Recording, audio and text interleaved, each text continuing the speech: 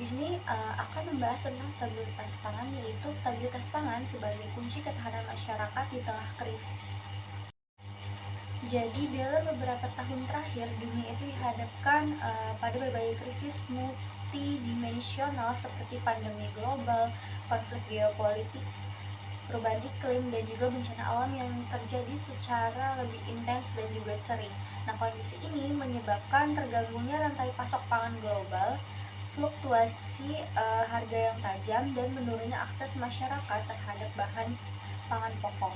Nah, situasi tersebut menunjukkan bahwa betapa pentingnya pilar stabilitas pangan dalam sistem ketahanan pangan suatu negara.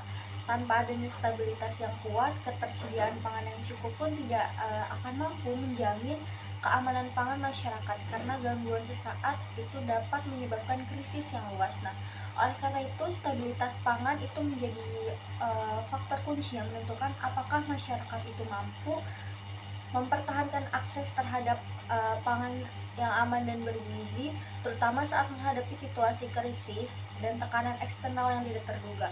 Nah, pilar ini berperan penting dalam menjamin kesinambungan sistem pangan dan menjaga kelompok rentan agar tidak terjebak dalam kerentanan yang lebih dalam akibat gejolak yang terjadi. Apa itu stabilitas pangan? Jadi stabilitas pangan itu sendiri merupakan salah satu pilar penting dalam sistem ketahanan pangan yang menekankan pada aspek keberlanjutan, ketersediaan, dan juga akses pangan dalam jangka panjang.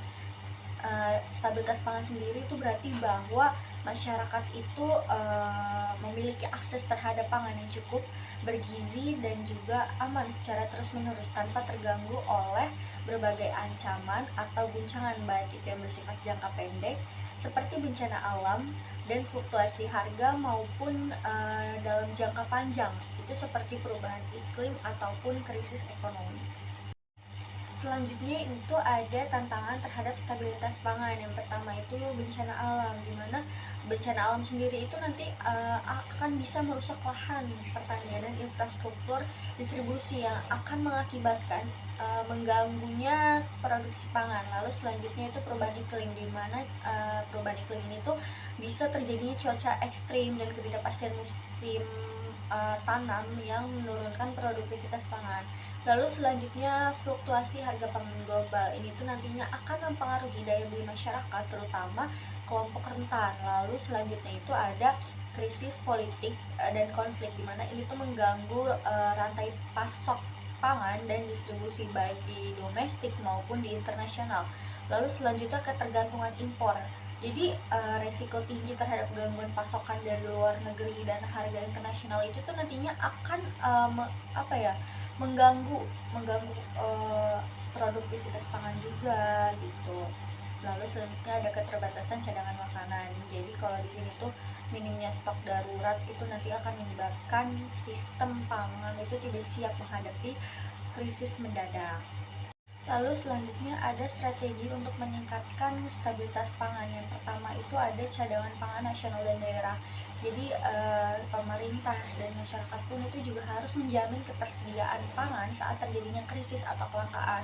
Lalu selanjutnya ada diversifikasi sumber pangan. Jadi mengurangi ketergantungan pada suatu jenis komoditas atau wilayah produksi aja. Terus penguatan distribusi dan logistik, dimana ini tuh memastikan bahwa pasokan pangan itu bisa menjangkau seluruh wilayah secara efisien. Lalu kebijakan harga dan subsidi pangan, dimana ini tuh melindungi daya beli masyarakat rentan di tengah fluktuasi harga. Lalu selanjutnya sistem peringatan dini dan manajemen resiko. Jadi ini kita tuh dengan melakukan ini tuh bisa mengantisipasi dan merespon potensi gangguan terhadap sistem pangan. Lalu selanjutnya itu ada studi kasus secara singkat saja ya, yaitu tentang krisis minyak goreng di Indonesia pada tahun 2022, di mana pada awal tahun 2022 Indonesia ini mengalami krisis minyak goreng yang berdampak luas terhadap stabilitas pangan nasional. Meskipun Indonesia sendiri itu merupakan salah satu produsen kelapa sawit terbesar di dunia, kelangkaan minyak goreng itu terjadi di hampir seluruh wilayah, ditandai dengan antrian panjang, terus panic buying dan lonjakan harga yang signifikan.